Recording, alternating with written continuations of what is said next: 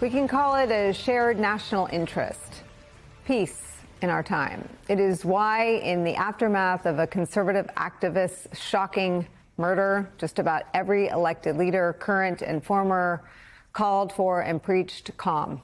President Bill Clinton encouraged introspection and a redoubling of efforts to engage in peaceful debate. His successor, President George W. Bush, insisted, quote, violence and vitriol be purged from the public square, emphasizing this, quote, members of other political parties are not our enemies. They are our fellow citizens. President Barack Obama suggested, quote, this kind of despicable violence has no place in our democracy. It is a sentiment that was reflected by President Joe Biden as well, who added, quote, it must end now. Such messages extended beyond former commanders-in-chief.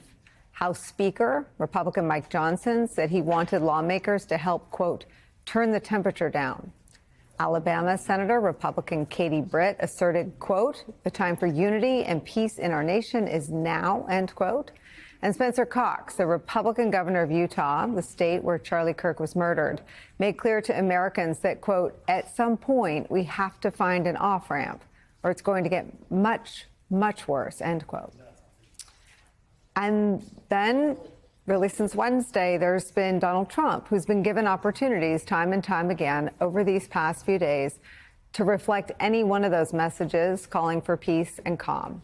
Opportunities he has seemed to reject completely.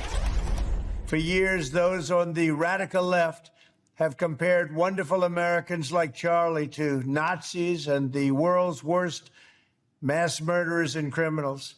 This kind of rhetoric is directly responsible for the terrorism that we're seeing in our country today. The radicals on the left are the problem, and they're vicious and they're horrible. And when you look at the agitators, you look at the scum that speaks so badly of our country, the American flag burnings all over the place, that's the left, that's not the right.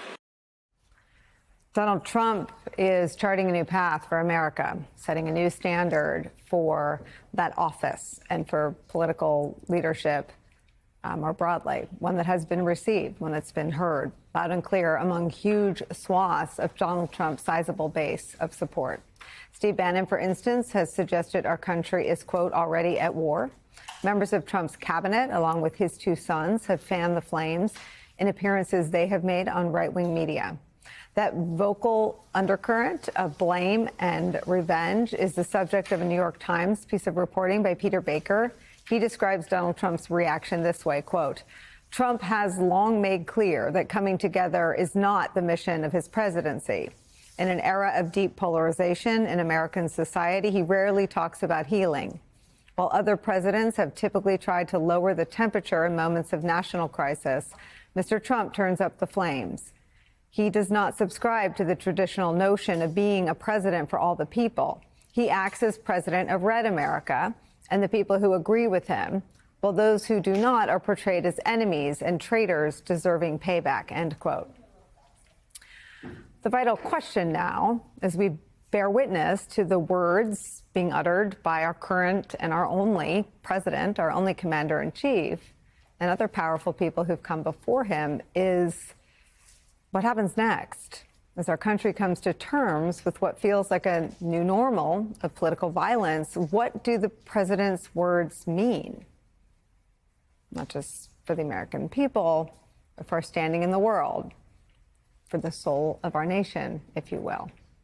It's where we start today with some of our favorite reporters in France. New York Times Justice Department reporter Glenn Thrush is back.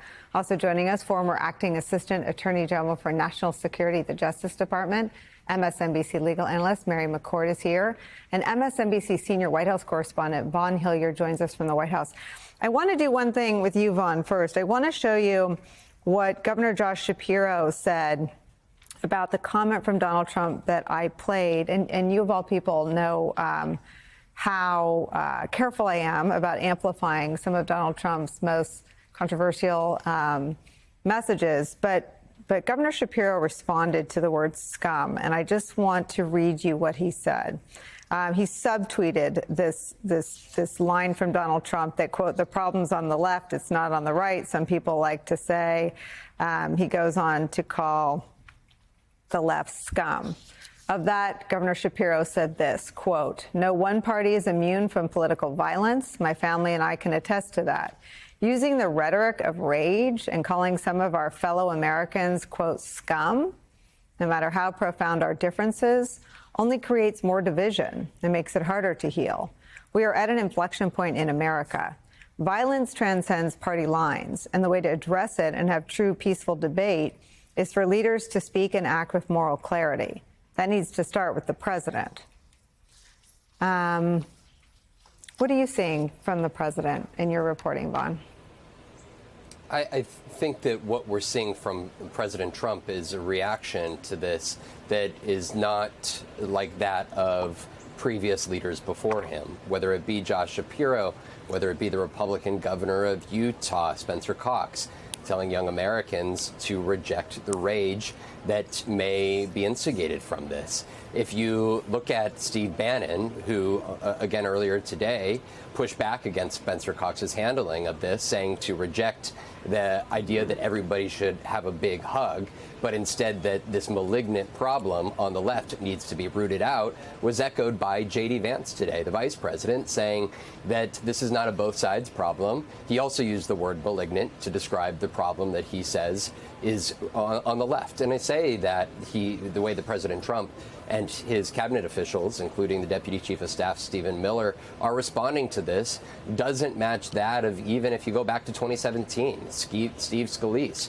who was shot there on that ballpark ahead of the congressional baseball game. 4 months after that, he went onto the floor of the U.S. House and he said, quote, "Well, some people might focus on a tragic event and an evil act. To me, all I remember are the thousands of acts of kindness and love and warmth that came out of this." If you go back to 2011, after Gabby Giffords was shot in Tucson and Christina Taylor Greene and 5 others were killed by that shooter down in Tucson, President Obama of the same party went down to Tucson and made the very specific statement that, quote, "We may ask ourselves if we've shown enough kindness and generosity and compassion to the people in our lives." The examples go on. You can go back to generations past. And what is being presented by this president and his top cabinet officials, however, particularly in the last 72 hours, is a plan to go out and use the federal government and specifically the executive branch in still ways that are unclear here to us now as a means of going and rooting out what they say is a problem specifically on the left.